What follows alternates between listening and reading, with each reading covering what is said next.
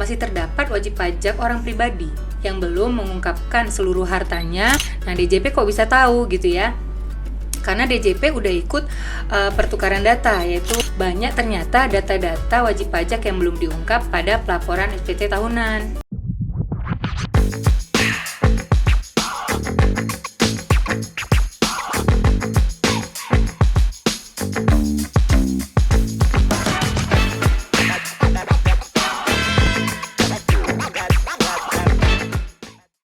Halo kawan pajak, selamat datang di Si Tanjak, Siniar Tanya Jawab Pajak.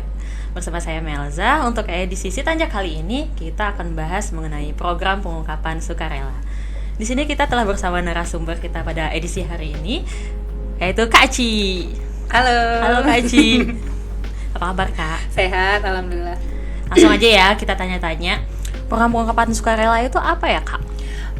Program pengungkapan sukarela adalah program yang memberikan kesempatan kepada wajib pajak untuk melaporkan atau mengungkapkan kewajiban perpajakan yang belum dipenuhi secara sukarela melalui pembayaran PPh berdasarkan pengungkapan harta. Nah, latar belakangnya ada dua kondisi. Kondisi yang pertama, masih terdapat peserta pengampunan pajak yang dulu, yang peserta teks amnesti belum mendeklarasikan seluruh aset pada saat pengampunan pajak tersebut. Nah, kondisi kedua, masih terdapat wajib pajak orang pribadi yang belum mengungkapkan seluruh hartanya dalam SPT tahunan tahun pajak 2016 sampai dengan 2020.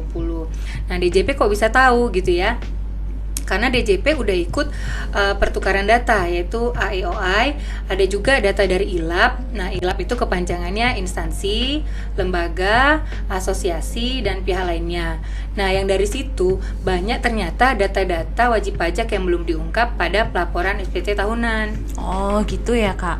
Nah, dari kondisi 1 dan 2 tadi, siapa saja Kak yang bisa ikut PPS ini? Nah, di PPS ini kan ada dua kebijakan. Nah, kebijakan pertama itu yang boleh ikut adalah wajib pajak peserta teks amnesti, yaitu wajib pajak OP dan badan. Nah, untuk kebijakan 2 hanya dikhususkan untuk wajib pajak orang pribadi saja. Oke, jadi ada 2 kebijakan ya kawan pajak untuk program pengungkapan sukarela ini. Nah, harta yang bagaimana Kak yang bisa diikutkan pada program pengungkapan sukarela ini? Nah, tadi kan ada 2 kebijakan tuh. Kebijakan pertama yang diungkap adalah harta bersih yang belum atau kurang diungkap, yang diperoleh pada tanggal 1 Januari 1985 sampai dengan 31 Desember 2015. Nah, untuk kebijakan 2, harta yang diungkap adalah harta bersih yang diperoleh sejak tanggal 1 Januari 2016 sampai dengan 31 Desember 2020 tapi masih dimiliki pada tanggal 31 Desember 2020 dan belum dilaporkan pada SPT tahunan PPh tahun pajak 2020. Maksudnya harta bersih itu apa ya Kak? Nah, harta bersih adalah harta perolehan yang dikurangi utang atas perolehan harta tersebut gitu. Misalkan gini, kita beli rumah KPR, harga rumahnya itu 150 juta, tapi di KPR itu kan kita pasti ada hutang ya, hutangnya itu misalkan 60 juta. Nah, harta bersih yang kita laporkan itu 150 juta dikurang 60 juta. Jadi harta bersih yang diungkap sebesar 90 juta begitu. Jadi nggak semua yang nggak 150 jutanya yang kita ungkapkan begitu, harus dikurangi dengan utang. Oh gitu ya Kak. Baik, sekarang kita udah paham ya apa sih PPS itu, apa latar belakang PPS, siapa saja yang boleh ikut, dan yang harus diungkap dalam program pengungkapan sukarela ini.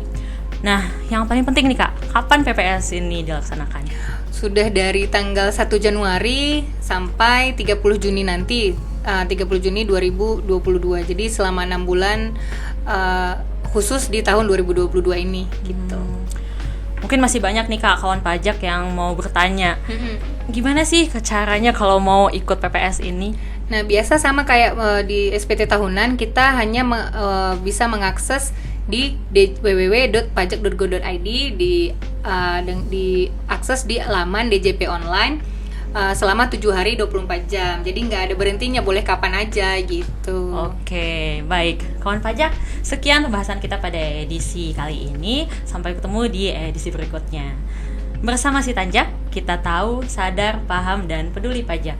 Kawan pajak jangan lupa untuk subscribe YouTube Kanwil DJP Riau dan follow Instagram @pajakriau untuk mengetahui informasi perpajakan terkini. Pajak kuat, Indonesia maju.